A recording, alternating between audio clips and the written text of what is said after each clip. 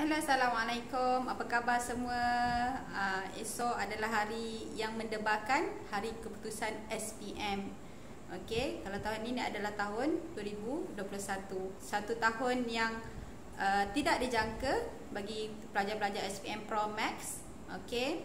So, jadikan ianya sebagai penguat semangat anda. Okey, so dalam kita nak ambil keputusan SPM, biarlah kita rasa tenang. Okey. So, hari ini cikgu nak share macam mana untuk kita rasa tenang, kita rasa bahagia walaupun ujian result SPM adalah tak seperti yang kita impikan. Okey. So, dalam kita nak tenang, dalam kita nak ceria, okey, adakah kita tak akan ada perasaan sedih?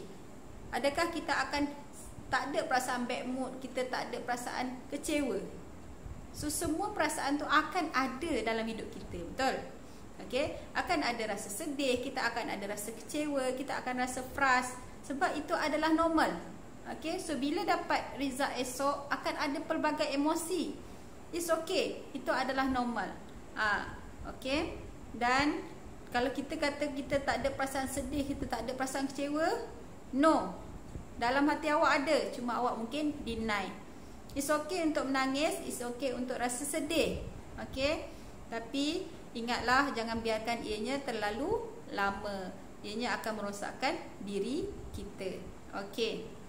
So, sebab itulah, okey, untuk cikgu buat video ni untuk anda semua, untuk anda bangkit, untuk anda rasa semangat balik walau apa pun keputusan yang anda terima esok. Okey. So, dalam kita melihat kepada keputusan SPM, okey, keputusan SPM sebenarnya adalah takdir. Takdir yang kita dah tak boleh nak kawal dah. Okey, kita dah usaha, kita dah ikhtiar. Selalu kita mendengar tips istilah duit kan, doa, usaha, ikhtiar, tawakal. So kita dah usaha, kita dah doa, kita dah usaha. Ikhtiar pun kita dah ikhtiar, kita dah ikhtiar solat hajat, kita dah ikhtiar untuk bagi sedekah, kita dah ikhtiar untuk sentiasa buat baik pada mak ayah, sentiasa hormat guru, kita dah ikhtiar. Okey, dan sekarang adalah fasa tawakal. Tunggu untuk utusan SPM esok. So ni adalah fasa-fasanya. Okey. So bila macam tu, okey, kita dah kena terima dan kita kena tahu, okey, bila takdir itu ada keadaan yang kita rasa bahagia, ada yang keadaan kita rasa tak bahagia. Sebab apa kita tak rasa bahagia? Sebab benda tu mungkin tak kena apa yang kita nak. Kadang-kadang kita even kalau kita nak main game, kita nak main game sampai malam, tapi mak ayah tak bagi, mak ayah marah. Okey, so bila macam tu kita akan rasa tak best kan, kita akan rasa kecewa, kita akan rasa frust. Itu pun adalah perasaan tu. So takdir ni lagilah benda yang lebih besar, benda yang kadang-kadang di luar kawalan. Contohnya kehilangan orang yang kita sayang, ataupun pemergian individu penting dalam hidup kita, dan termasuklah dengan result SPM. Okey, itu adalah takdir juga. Takdir yang kita dah usaha, kita dah ikhtiar, dan akhirnya sekarang ni kita kena terima apa yang telah ditakdirkan untuk kita. Okey, tapi cakap tentang doa, usaha, ikhtiar, tawakal ni cikgu teringin nak bawakan. Okey, sebab kita kena tahu, okey, bila SPM ianya adalah takdir. Cikgu suka bawakan satu analogi ataupun cerita lah supaya awak semua faham. Okey, kita bawa satu cerita. Contohnya lah, okey, cerita sebab esok nak ambil result SPM. Tapi bayangkanlah, masa zaman awak ni mungkin tak dapat nak pergi ambil result kat Dewan kan. Tapi kita bayangkanlah contoh macam abang-abang kakak awak dulu yang ambil result kat Dewan. Okey, so katalah hari ni adalah hari result SPM. Ada dua calon, calon A dengan calon B. Okey, calon A ni, rumah dia dekat je dengan sekolah. Okey, rumah dia dekat dengan sekolah. Dia pergi sekolah naik motor. Sebelum dia pergi sekolah naik motor, dia pun salam dengan mak ayah. Okey, dia minta maaf semua orang. So dia pergi sekolah. Dia sampai sekolah awal, dan akhirnya dia pergi ke sekolah, dan diumumkan keputusan. Keputusan dia dapat 10A SPM. Okey. Tapi calon B dia nak pergi sekolah juga, tapi jalan dia jauh sikit. Okey, jauh sikit. So dia naik motor, Dia naik motor, dia buat benda yang baik. Sama juga, dia salam mak ayah, dia minta maaf semua apa semua. So dia keluar, dia baca doa lagi nak naik motor. Okey, elok-elok dia naik motor, nak sampai dah dekat sekolah. Okey, apa yang berlaku, ada satu kucing melintas. Dek kerana kucing tu, akhirnya dia bawa motor, dia brek mengejut dan dia terpelanting. Nah, ibaratnya kata aksiden sendirilah. Okey. So bila dia terpelanting tu, menyebabkan orang bawa dia pergi hospital. Okey, bila orang bawa dia pergi hospital, dia tak sedar diri sampai 2 hari baru dia bangun. Okey. Lepas tu dia macam, oh aku tak ambil result SPM lagi. So dia pun pergi selepas seminggu dia dah kat hospital. Keputusan keluar hari ni, dah seminggu baru dia keluar hospital, dia pergi ambil result SPM. Okey. Dan result SPM dia juga adalah 10A. So kalau kita tengok dalam dua cerita ni, kita boleh nampak tak? Okey, kita boleh nampak dua laluan hidup berbeza, tapi akhirnya resultnya adalah sama, iaitu 10A SPM. Okey, so sama juga dalam hidup kita. Dalam hidup kita ada orang yang laluan hidup dia, okey, yang pertama ni, laluan yang calon A ni, okey, smooth je. Dia nak jadi doktor, dia dapat UPSR result bagus, PT3 result bagus, SPM result bagus, dia sambung asasi result bagus, akhirnya dia jadi doktor. Tu calon A, laluan hidup dia sama je. Okey. Tapi calon B, okey, dia mungkin ada result dia bagus sebelum ni, ataupun result dia tak berapa bagus sangat. Okey, dia tak bagus. Okey, SPM pun dia tak berapa cantik sangat. Okey, tapi akhirnya hidup dia adalah cantik juga.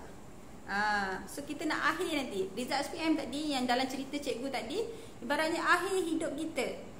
Sebenarnya Allah dah aturkan, okey, setiap daripada kita ni, akhir hidup kita adalah sangat berjaya, sangat baik dan sangat positif. Okey, cuma kita yang berhak untuk, kita yang memilih untuk itu. Okey, so katalah yang ni tadi, okey, mungkin result dia okey, SPM terjatuh kejap result dia, akhirnya dia bangkit. Dia dekat universiti, dia mula sambung belajar betul-betul, dapat result cemerlang, akhirnya dia jadi doktor. Sama macam calon A juga. Okey, so itulah hidup kita. Ada kita diduga dengan sedikit ujian, tapi akhirnya sama juga dengan kejayaan yang kita impikan. Ada orang diduga dengan sedikit yang lain, dan akhirnya kita tetap jadi hebat. Mungkin bukan apa yang kita impikan dulu, tapi kita adalah seorang yang hebat juga. So kita yang pilih. Tinggal lagi saya nak buat satu analogi dan satu cerita supaya anda semua, anak-anak murid, faham apa yang kita nak untuk dengan peperiksaan SPM. Yes, SPM tu adalah sijil penentu masa depan. Tapi SPM tu bukan penentu masa depan yang teruk. Tapi SPM adalah sijil penentu masa depan yang berjaya. Bukan mesti result SPM tu, kalau result bagus, makna kata SPM tu akan masa depan dia akan bagus. No, tak semestinya. Okey, tapi kalau SPM bagus, usahakanlah untuk lebih bagus. Okey, kalau SPM kurang bagus ataupun kurang bernasib baik, bangkitlah dan jadi seorang yang bagus juga. Itu bermaksud sijil penentu masa depan. Okey, so lagi satu cerita. Cikgu nak cerita tentang seorang doktor. Okey, seorang doktor ni, dia pergi ke hospital. Okey, musim-musim COVID ni kan, so ramailah doktor-doktor yang berjumpa-jumpa ke hospital ni. Okey, so dia pergi ke hospital, dia jumpa. So jadilah Dr. A dan Dr. B ni, dia bercerita. Okey, Dr. A ni, okey, cerita hidup dia adalah dia lepas masa periksa SPM, dia dapat result yang cemerlang. Okey, dia dapatlah result 10A SPM. So bila dia dapat 10A ataupun kita panggil rendah sikitlah 7A SPM. Okey, dapat 7A SPM, apa yang berlaku adalah dia dapat offer untuk sambung asasi. Sambung asasi di Universiti Malaya. Okey, selepas dia sambung asasi di Universiti Malaya, dia dapat result okey juga. Dia dapat sambung ijazah sarjana muda perubatan. Okey, so dia dapat sambung ijazah sarjana muda perubatan. Dan akhirnya dia jadi seorang doktor. Okey, dan Dr. B ni pula dia cerita hidup dia, dia pun doktor juga, tapi laluan hidup dia lain. So laluan dia masa SPM, dia kurang bernasib baik. Dia cuma dapat 3A 7B. Untuk syarat untuk jadi doktor adalah semua kena B kan. Okey, so dia dapat 3A 7B. Tapi dengan 3A 7B dia tak dapat asasi, sebab offer untuk dapat asasi selalunya 78A. Pelajar yang SPM 78A, so dia dapat matrikulasi. Okey, matrikulasi pun dia tak sama macam pelajar-pelajar lain. Sebab selalunya kalau yang 4A ke atas, dia akan matrikulasi akan offer untuk 2 tahun pengajian. Okey. So bila macam tu si Dr. B ni pun sama matrik. Dia masuk matrik, dia dah pulun betul-betul. Dia tak nak, aku tak kira dah, kali ni aku kena bangkit, aku memang kena cemerlang. Okey. Aku memang kena aktif. Okey. Tapi maksudnya dia memang akan nak pulun sangat, nak dapat jadi ni, nak dapat 4 flat ni. Sebab memang sini-sini dia kata, kawan-kawan kata memang kalau nak sambung bidang doktor memang kena 4 flat. Pukul 39 pun tak ada harapan. Okey, contoh kan. Okey. So si Dr. B ni pun belajar betul-betul, usaha betul-betul, dan akhirnya result matrikulasi dia dapat 4 flat ke? Tak juga. Macam mana? So dia dapat 3.8, kata 3.7 lah, katakan 3.7. Tapi dia dah jadi doktor ni. So apa yang dia buat? Dia tak putus asa. Okey, dia terus juga, tapi dia sambung ke universiti di luar negara.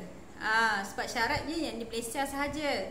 Okey, 4 flat semua ni. So dia pergi ke Mesir. Ada pula yang kawan dia pula pergi ke Indonesia. Kan Indonesia kan banyak kan yang dekat Padang, yang dekat banyak yang offer untuk bidang-bidang perubatan. Ada juga pergi ke India. India pun ramai juga student-student kita yang pergi ke India. So dia pergi sambung ke sana, ambil sarjana perubatan juga di sana, dan akhirnya balik jadi doktor. Nampak tak? Okey. Sebab laluan hidup kita ni berbeza. Jangan pernah bandingkan, dan adalah tidak adil untuk kita bandingkan hidup kita dengan orang lain, sebab kita ni sangat istimewa. Setiap dari anda semua sangat istimewa dan sangat beruntung. Ada orang mungkin keistimewaan dia adalah result dia tinggi, tapi mungkin diuji dengan keluarga dia. Ada orang yang result dia agak biasa sahaja, tapi keluarga dia sangat beruntung. Ada orang sangat beruntung hidup dia, tiba-tiba dia jatuh, diuji dengan sakit, diuji dengan lumpuh. Jadi jangan pernah menyangkal dan jangan pernah membandingkan hidup kita dengan orang lain. Sebab dengan membandingkan itu adalah tidak adil dengan ketentuan Tuhan. Sebab takdir Allah tu dah bagi. So untuk yang akan hadapi result esok, okey, so terus kekalkan tenang, so terus kekalkan bahagia. Pilihlah untuk 2 pilihan. Dalam hidup kita, dalam apa pun yang berlaku dalam hidup kita, akan ada 2 pilihan. Okay, yang pertama, kita pilih untuk tengok pada ke arah positif. Dan yang kedua, kita pilih untuk tengok ke arah negatif. Katalah result SPM tadi, result SPM yang mungkin kurang bagus lah. Kalau yang doktor yang kedua tadi, dia tengok result dia 2A 8B ataupun 3A 7B kan. Okey, dia terus putus asa. Aku tak cukup A ni, result rendah. Dia tak tengok pun syarat kelayakan untuk jadi doktor. Ada setengah ni kisah sebenar juga. Ada kes yang dia seorang dah jadi farmasis pun sekarang. Okey, tapi waktu dia belajar dulu dekat matrik, pointer dia sangat rendah, 2 poin lebih, sampai dia terpaksa failkan subjek dia, supaya bila dia fail, dia dah agakkan, dia tengok carry mark semua memang dapat C ni. Kalau ikut kira semua memang dia tak dapat lepas untuk nak jadi farmasis. So dia cuba untuk failkan subjek dia. Okey, cikgu tak suruh lah macam tu kan, tapi nak katanya laluan hidup orang berbeza, dan akhirnya dia dapat repeat dengan result yang bagus, naikkan result dia balik, dan akhirnya dia dapat jadi farmasis. Cuma tempoh dia mungkin agak lama, tapi dia ada ilmu, pengalaman dalam bidang-bidang lain, kepimpinan. Kadang-kadang dia pula yang menjadi rujukan. So jangan pernah pandang enteng dengan pengalaman hidup kita. Jangan pernah pandang enteng dengan kehidupan kita yang pelbagai ragam. Okey, so macam tu, bila kita pilih nak positif ke negatif, benda tu akan buat kita lagi bahagia, akan buat kita lagi positif dan lagi okey sebenarnya. Okey, so tu antaranya. Okey, so untuk yang dengar video ni mungkin agak lewat, tapi bagi yang tengok video ni hari sebelum result, okey, so ada beberapa tips yang cikgu nak share. Mungkin siapa yang tengok ni pun mungkin SPM tahun depan, SPM tahun lagi 1, tapi mungkin boleh gunakan beberapa tips yang cikgu share ni untuk jadikan pedoman, jadikan kekuatan untuk awak semua. Okey, itu yang pertama. Okey, cikgu nak share. tips untuk kalau sebelum keluar result. Okey, sebelum keluar result ni macam CP-CP lah ni. Okey, dalam sehari atau 2 hari sebelum keluar result. Yang pertama, okey, mesej lah. Mesej pada mak, pada ayah, pada guru-guru, pada kawan-kawan, mesej pada mereka semua. Okey, maklumkan pada mereka esok result akan keluar. Okey, Asma, ibu, ayah, esok result Asma akan keluar. Okey, doakanlah Asma untuk dapat keputusan cemerlang, dapat 7A. Cemerlang tu jangan cakap cemerlang saja, nak berapa A kan? Dapat 7A SPM. Okey, so dapat 7A, katalah 7A tu kita nak dapat. Okey, lepas tu cakaplah, kalau aku tak dapat, katalah kalau Asma tak dapat result macam ni, Asma minta maaf. Okey, mungkin Asma dah buat yang terbaik, tapi mungkin masih ada kekurangan. Minta maaf, salah silap ni. Sama juga pada cikgu-cikgu awak, kan? Sebab doa tu makbul pada sesiapa saja, kita tak tahu. So bila macam tu dah keluar result, katalah result tak berapa baik, beritahu terus dalam mesej tu, ini adalah takdir yang Asma kena terima. Doakan untuk Asma kuat juga, sebab tak mudah juga untuk Asma hadapi benda ni. So mana kata kita bukan cuma lembutkan hati mak ayah kita.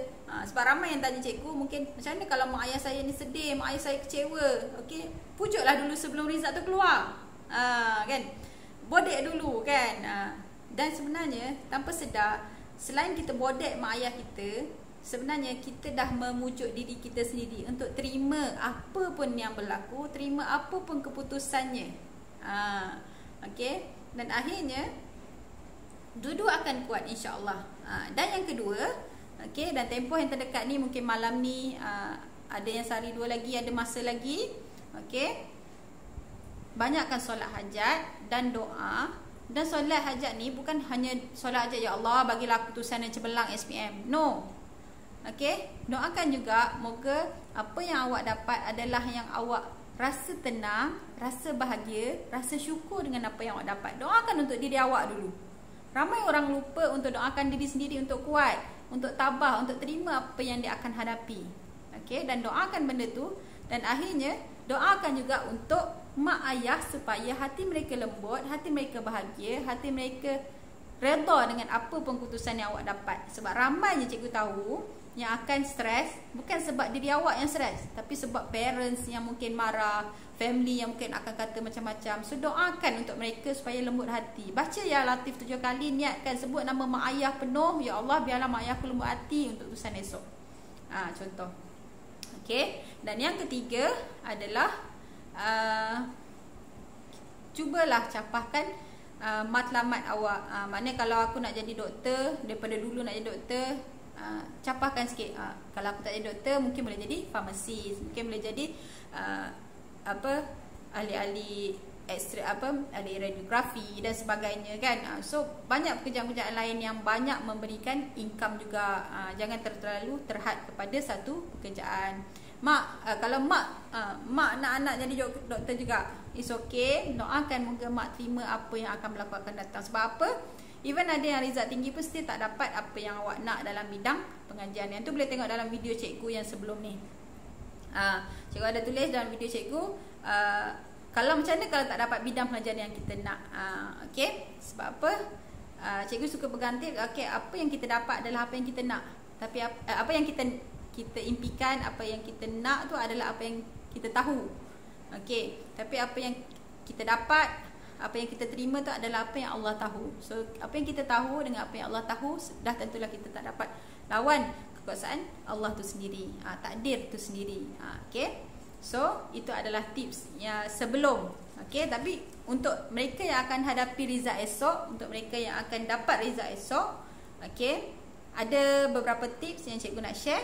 5 tips. Okay, tapi yang pertama, bila kita dapat result, kita dah doa, kita dah solat hajat, kita dah usaha, dah ikhtiar tadi. So ni adalah masa untuk kita berserah. Dan bila kita dapat result esok, okay, terimalah, redalah apa keputusannya. It's okay untuk nangis, it's okay untuk sedih, itu normal. Tapi jangan biarkan perpanjangan, jangan bawa kepada tempoh yang lama. sebab dia akan makan diri kita sendiri juga nanti. So it's okay, separuh hari cukup, siap. Okay, nangis sudah tak apa. Okay, itu yang pertama, redha dan terimalah apa pun keputusannya. Itu adalah apa yang Allah bagi yang terbaik untuk awak. Apa lagi yang kita nak tolak selain apa yang Allah bagi yang terbaik kan untuk kita. Okay, sebab kita tak tahu di sebalik apa yang kita patut dapat, tapi Allah tahu apa yang kita perlu.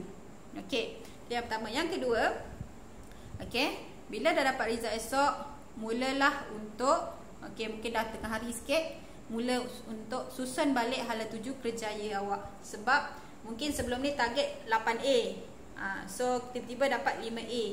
Okay, so kalau dapat 5A, kerjaya apa yang sesuai untuk 5A, kerjaya apa yang aku suka. Mulalah kontak kaunselor anda, bolehlah kontak sesiapa yang tahu tentang kerjaya, strukturkan balik. Kalau aku nak bidang ni, apa dia, kalau aku nak ni, apa dia, kalau nak apa dia. So strukturkan balik hala tuju kerjaya awak semua. So jangan duduk diam saja. Sebab apa? Kalau awak nak terus berjaya, sebab akhir nanti kan, yang akhir nanti nak cemerlang juga, yang memang jadi hebat juga. So nak terus berjaya, fokus pada yang tu. Dan ingatlah, okay, bila lepas tu, bila selesai untuk rancang hala tuju kerjaya, yang ketiga adalah prepare apa yang belum selesai. Sebab banyak borang-borang apa yang awak isi untuk masukkan ke universiti, untuk masukkan ke college, masih belum selesai bila tak masuk result SPM sebenar.